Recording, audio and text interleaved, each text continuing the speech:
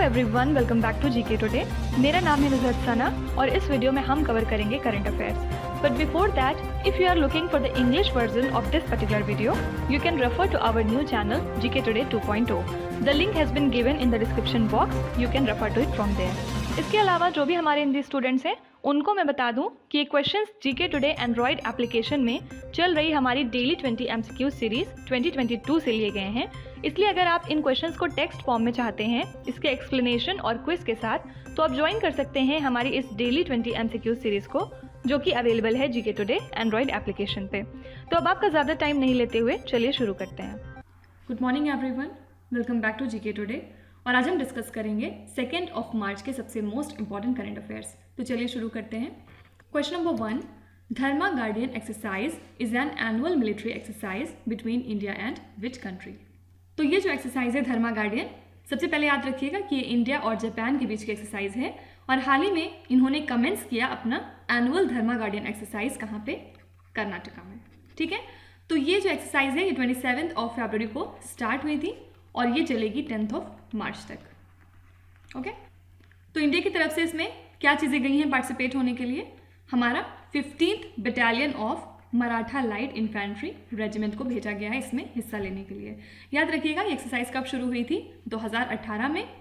और इंडिया और जापान के बारे में खास बात क्या है, ये दोनों पार्ट हैं यानी मेंबर्स हैं क्वाड्रिलेटरल सिक्योरिटी डायलॉग का भी। ठीक है, देखिए इसके अलावा एक्सरसाइज है एक जिसका नाम है कुवरिन।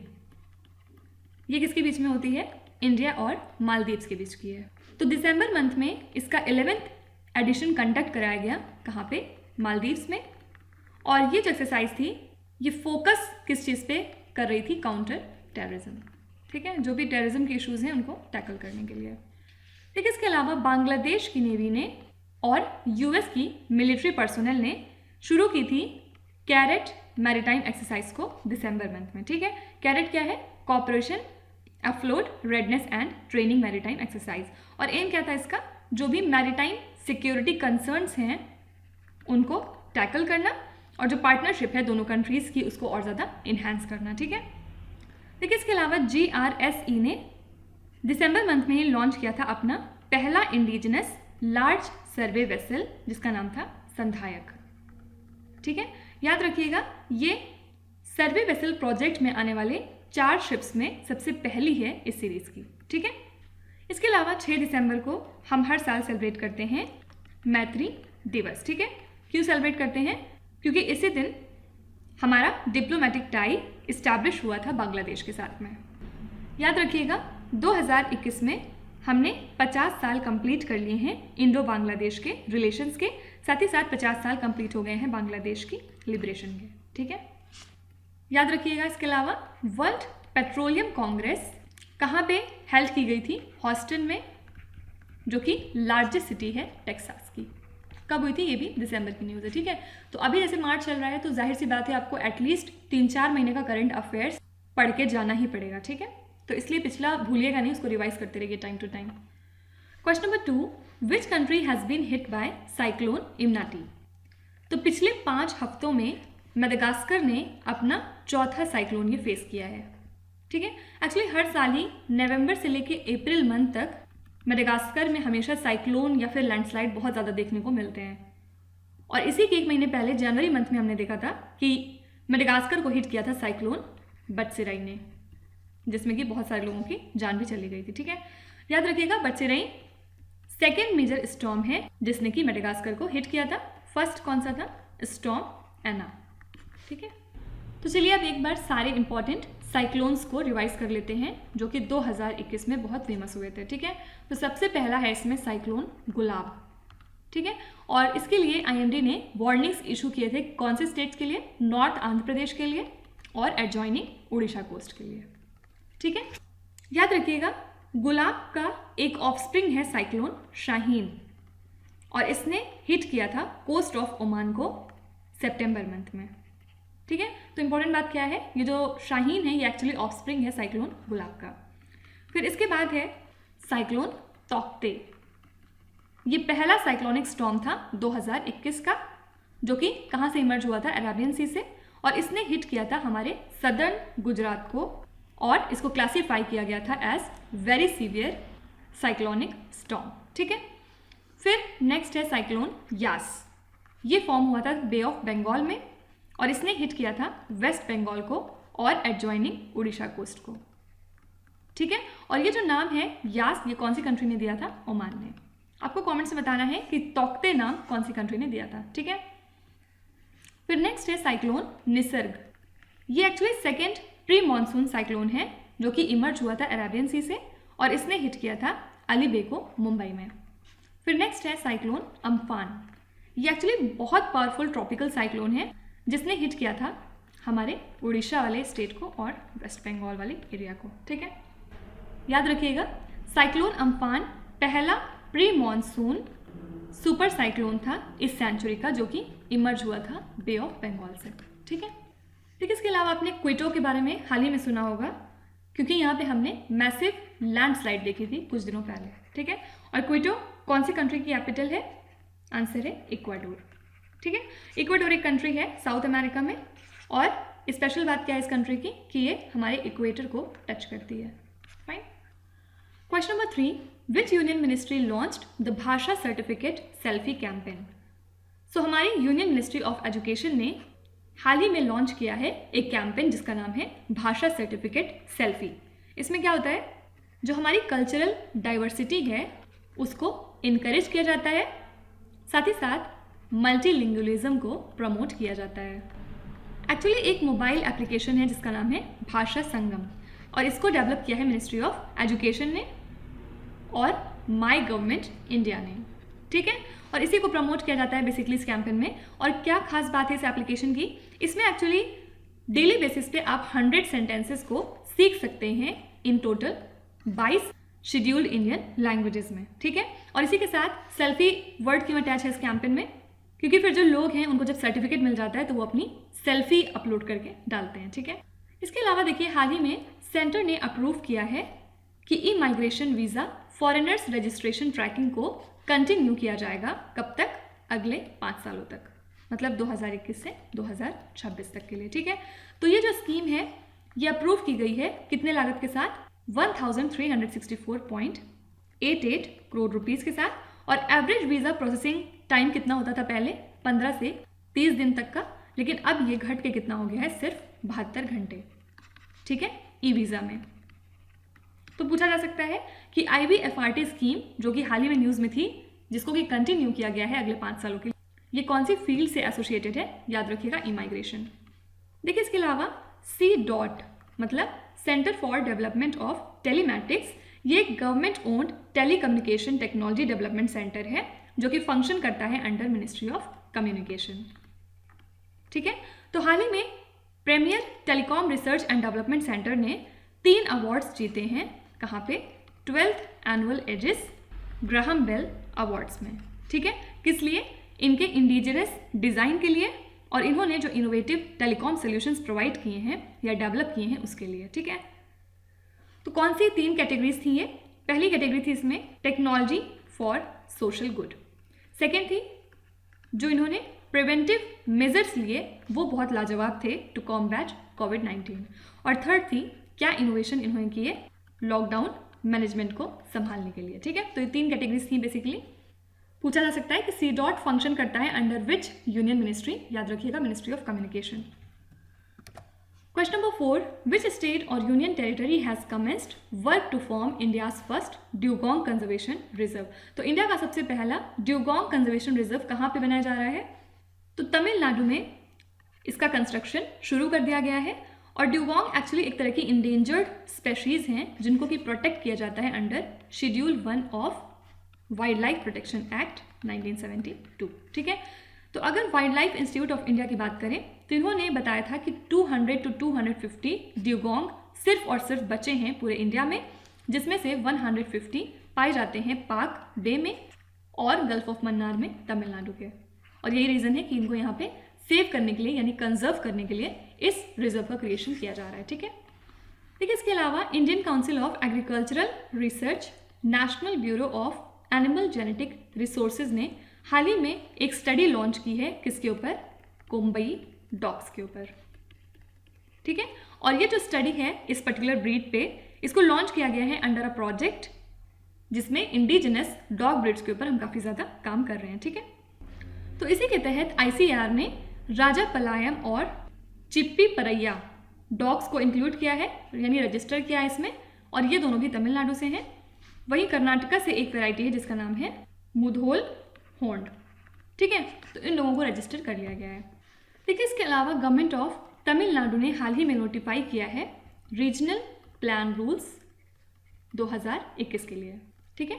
इसमें उन्होंने क्या बताया कि 12 रीजन्स के लिए एक प्लान प्रिपेयर किया जाएगा जो कि कवर करेगा लगभग 1.36 लाख स्क्वायर किलोमीटर का एरिया इन द स्टेट, और इसके लिए स्टेट ऑफ तमिलनाडु कंस्टिट्यूट करेगी एक रीजनल प्लानिंग अथॉरिटी भी, जिनका काम होगा कि ये लैंड और बिल्डिंग का यूज़ करके मैप्स को क्रिएट करेंगे ओवर द नेक्स्ट 18 मंथ्स, ठीक है। तो सिंपली पूछा जा सकता है कि रीजनल प्लान रूल्स 2021 कौन से स्टेट को बिलोंग करता है? आंसर है तमिलनाडु। इसके अलावा अगर तमिलनाडु की बात करें तो यहाँ के चीफ मिनिस्टर हैं MK स्टैलिन। इन्होंने हाल ही में एक स्कीम लॉन्च की है जिसका नाम है मींडम मिंजपाई स्कीम, ठीक है। इसमें क्या होगा, जो क्लॉथ बैग है उसको प्रमोट किया जाएगा और जो प्लास्टिक बैग है उसको डिस्करेज किया जाएगा, ठीक है। और इसी के तहत जो स्टेट है उसने इलेक्ट्रिसिटी को डिसकनेक्ट कर दिया है फ्रॉम 130 फैक्ट्रीज, क्योंकि ये वायलेट कर रहे थे सिंगल यूज प्लास्टिक बैन को, ठीक है। Question number 5, anonymous hacking group has claimed responsibility for the attack on the website of which government? Actually हाल ही में anonymous hacking group ने एक साइबर वॉर डिक्लेयर की है अगेंस्ट द रशियन गवर्नमेंट। क्यों? क्योंकि प्रेसिडेंट व्लादिमीर पुतिन ने इन्वेजन ऑफ यूक्रेन अनाउंस कर दिया है, ठीक है। और इसके लिए ये जो ग्रुप है इन्होंने रिस्पॉन्सिबिलिटी क्लेम की है कि ये अटैकर्स थे रशिया की टुडे टीवी को हैक करने के लिए, ठीक है। साथ ही साथ इन्होंने अदर रशियन वेबसाइट्स को भी हैक किया है। और एनोनिमस की बात करें तो ये एक तरह का इंटरनेशनल हैक्टिविस्ट ग्रुप है जो कि इन्वॉल्व है बहुत सारे मेजर साइबर अटैक्स में पूरी दुनिया में, ठीक है। ठीक है, इसके अलावा आपने एक आइलैंड का नाम सुना होगा आजकल, जिमिनी आइलैंड, इसको स्नेक आइलैंड के नाम से भी जानते हैं, ठीक है। ये एक रफली 16 हेक्टेयर का रॉकी आइलैंड है जिसको कि यूक्रेन ओन करता है, और ये कहाँ पे है? Around 300 kilometres west of Crimea. कौन से सी में? ब्लैक सी में, ठीक है। तो यूक्रेन ने हाल ही में ऑनर किया है अपने 13 सोल्जर्स को जो कि शहीद हो गए इस आइलैंड को सेव करने के लिए फ्रॉम रशियन फोर्सेस, ठीक है। इसके लिए यूक्रेन के जो प्रेसिडेंट हैं उन्होंने हर शहीद को एक पर्टिकुलर नाम दिया।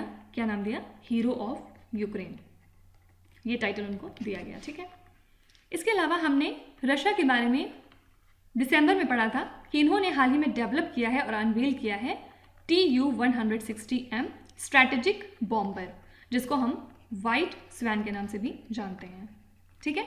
तो हाल ही में इसकी जो डेब्यू फ्लाइट थी इस बॉम्बर की उसको सक्सेसफुली कंडक्ट किया गया था, ठीक है। इसके अलावा DRDO ने हाल ही में सक्सेसफुली टेस्ट फ्लाइट कर लिया है अपना man portable anti tank guided missile को।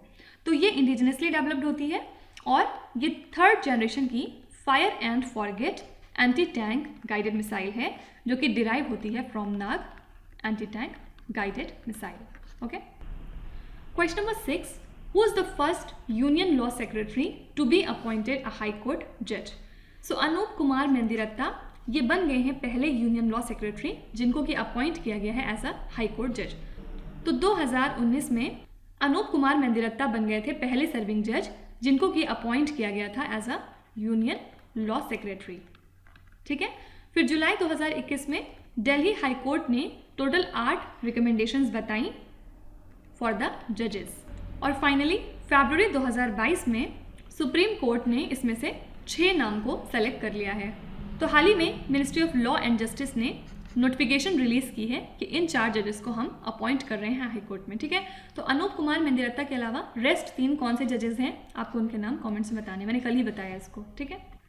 ठीक है, इसके अलावा मैग्डालेना एंडरसन ये बन गई हैं पहली फीमेल प्राइम मिनिस्टर, कौन सी कंट्री की? स्वीडन, ठीक है।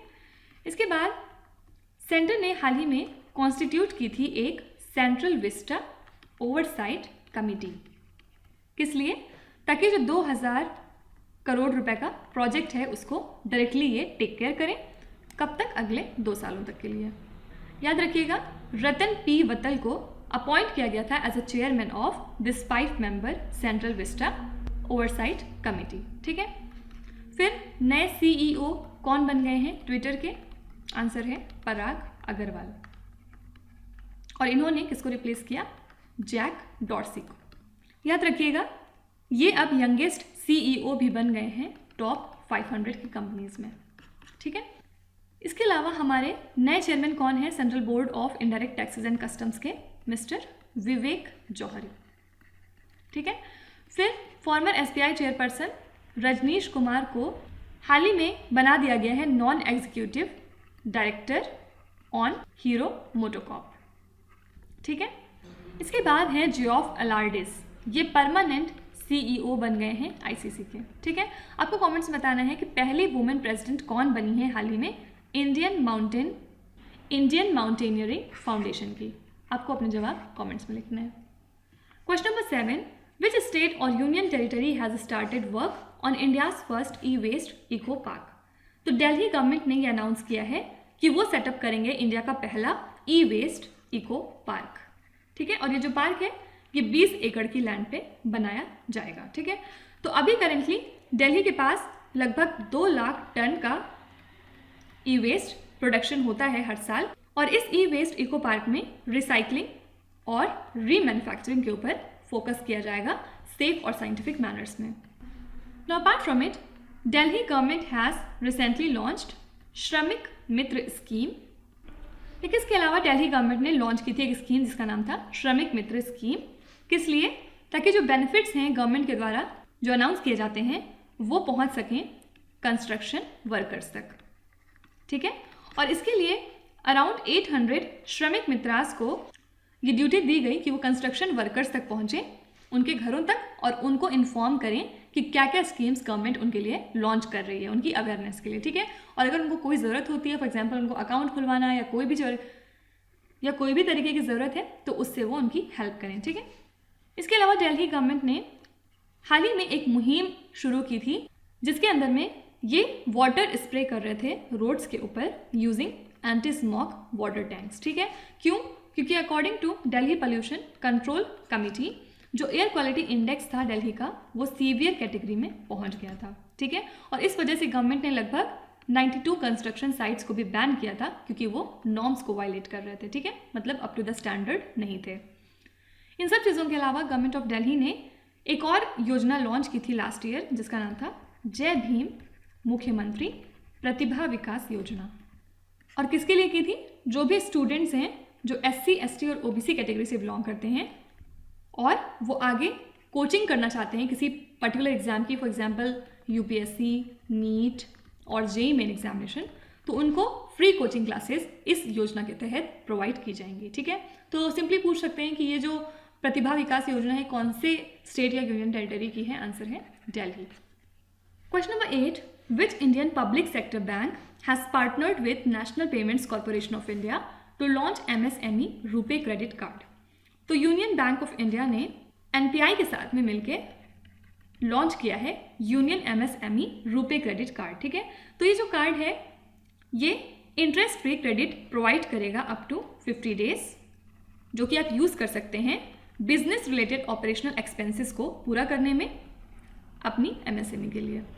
तो ये जो फैसिलिटी है या डेडिकेटेड कार्ड की जो फैसिलिटी है MSMEs के लिए, ये अवेलेबल होगी सिर्फ और सिर्फ एलिजिबल बोरोवर्स को यूनियन बैंक ऑफ इंडिया के। और ये जो कार्ड है ये EMI फैसिलिटी भी प्रोवाइड करेगा उनके बिजनेस रिलेटेड ट्रांजैक्शंस के ऊपर। लेकिन इसके अलावा RBI ने कुछ दिनों पहले क्रिएट किया है अपने अंदर एक न्यू डिपार्टमेंट जिसका नाम है डिपार्टमेंट ऑफ फिनटेक। ठीक है, क्यों? ताकि इनोवेशन को प्रमोट किया जा सके फिनटेक सेक्टर में। तो जो भी चैलेंजेस और अपॉर्चुनिटीज़ हैं एसोसिएटेड विद फिनटेक उनको टैकल किया जाएगा।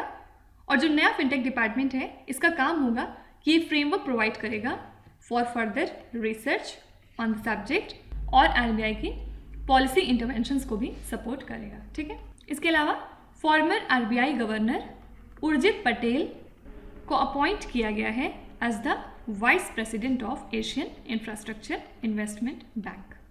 देखिए, इसके अलावा इक्विटास स्मॉल फाइनेंस बैंक को इम्पैनल किया है as the banking partner of state government of Maharashtra.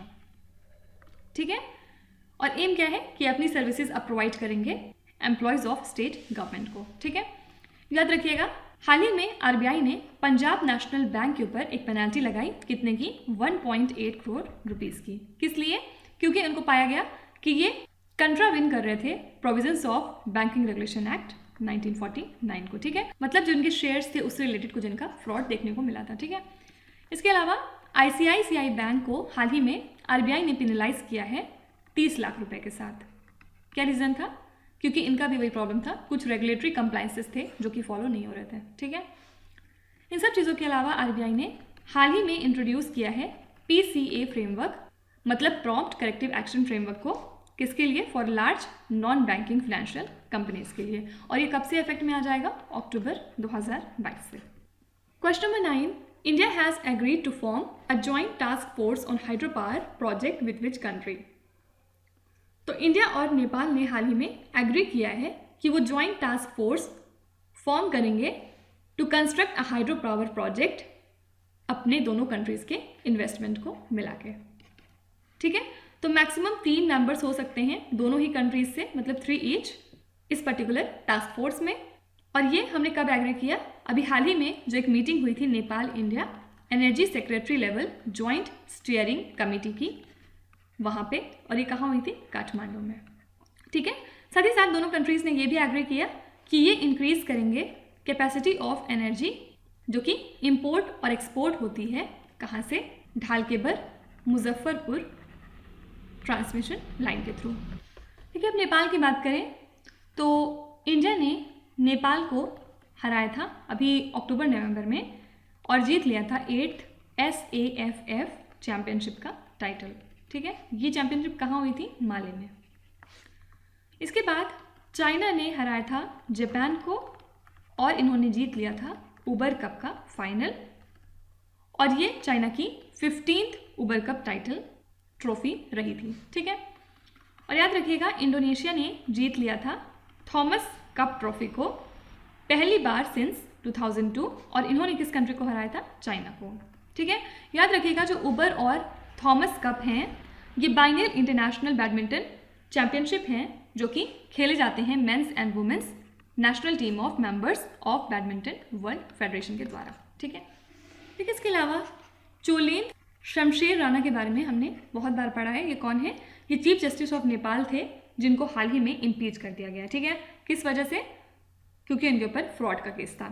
तो याद रखिएगा ये 2nd chief justice of Nepal हैं जिनको कि इम्पीच किया गया है पिछले 5 सालों के अंदर। ठीक है, तो अब इनके सस्पेंशन के बाद दीपक कर्की हैं जो कि सीनियर मोस्ट जज हैं सुप्रीम कोर्ट ऑफ नेपाल में, उन्होंने इनकी पोजीशन ऑक्यूपाई कर ली है। लास्ट क्वेश्चन देखते हैं। Ketanji Brown Jackson was nominated as the first black women in which country to serve on its highest court? तो यूएस के प्रेसिडेंट जो बिडेन ने हाल ही में नॉमिनेट किया है केतानजी ब्राउन जैक्सन को to be the first black women in US history, और ये सर्व करेंगी नेशन के हाईएस्ट कोर्ट को। ठीक है, तो इनका जो ये अपॉइंटमेंट है ये कंफर्म हो गया है बाय द सेनेट, और रिपब्लिकन्स और डेमोक्रेट्स दोनों ही पार्टी से इनको काफ़ी ज़्यादा वोट मिले थे। ठीक है, तो अभी ये सर्व कर रही हैं यूएस कोर्ट ऑफ अपील्स को फॉर द डीएस सर्किट, और इन्होंने इसके अलावा एज अ यूएस डिस्ट्रिक्ट जज भी काम किया था for the district of Columbia 2013 से लेके 2021 तक। ठीक है, देखिए इसके अलावा 1000 सुवर्णो जयंती स्कॉलरशिप प्रोवाइड किए गए बांग्लादेश के स्टूडेंट्स को हमारे प्राइम मिनिस्टर नरेंद्र मोदी के द्वारा। ठीक है, तो एम क्या है इस पर्टिकुलर स्कॉलरशिप का? जो भी ब्राइट टैलेंट है वहाँ बांग्लादेश में उनको एक अपॉर्चुनिटी दी जाएगी, उनको एक मौका दिया जाएगा कि वो इंडिया में आके अपने टैलेंट को पॉलिश करें और यहाँ पे आके काम करें। ठीक है, तो बस यही बात थी। सिंपली याद रखिएगा कि जो सुवर्णो जयंती स्कॉलरशिप है वो इंडिया कौन से कंट्री के बच्चों को देता है? आंसर है बांग्लादेश। इसके अलावा union minister for MSME mister Narayan Rane, इन्होंने हाल ही में इनॉग्रेट किया है MSME का कॉन्क्लेव। कहाँ पे? सिंधुदुर्ग, और ये कहाँ है? महाराष्ट्र में। ठीक है, और इन्होंने ये भी अनाउंस किया कि MSME टेक्नोलॉजी सेंटर का भी क्रिएशन किया जाएगा। कितनी लागत के साथ? 200 करोड़ रुपए। कहाँ पे? सिंधुदुर्ग महाराष्ट्र में। ठीक है, तो ये जो MSME कॉन्क्लेव है नेशनल SC/ST हब के लिए वो इनॉग्रेट किया गया as a part of this conclave. Okay, तो अब आ जाते हैं आपकी क्विज पे। ये 5 क्वेश्चंस हैं जिनको आपको ध्यान से पढ़ना है और यहाँ पे वीडियो को पॉज करिए और एक एक करके ध्यान से क्वेश्चंस को पढ़िए। जो आपको आते हैं वेल एंड गुड, जो नहीं आते हैं कोई भी बात नहीं, विद टाइम डेफिनेटली आपका स्कोर इंप्रूव करेगा। बस आपको कॉन्सिस्टेंट और पेशेंट रहने की ज़रूरत है। So that's it for today. I hope you have like this session. आपको आज का सेशन कैसा लगा ज़रूर बताइएगा कमेंट्स में। साथ ही साथ आपका कोई भी रिव्यू है, फीडबैक है या फिर सजेशन है तो वो भी आप हमें बता सकते हैं। हमें जानकर खुशी होगी और हम पूरी कोशिश करेंगे उसको इम्प्लीमेंट करने की। तो कल फिर हम लोग मिलेंगे सेम टाइम सेम जगह कल के करंट अफेयर्स के साथ। Till then stay tuned. Thank you so much for watching and please do not forget to subscribe to GK Today. With this, me Nuzhat Sana signing off.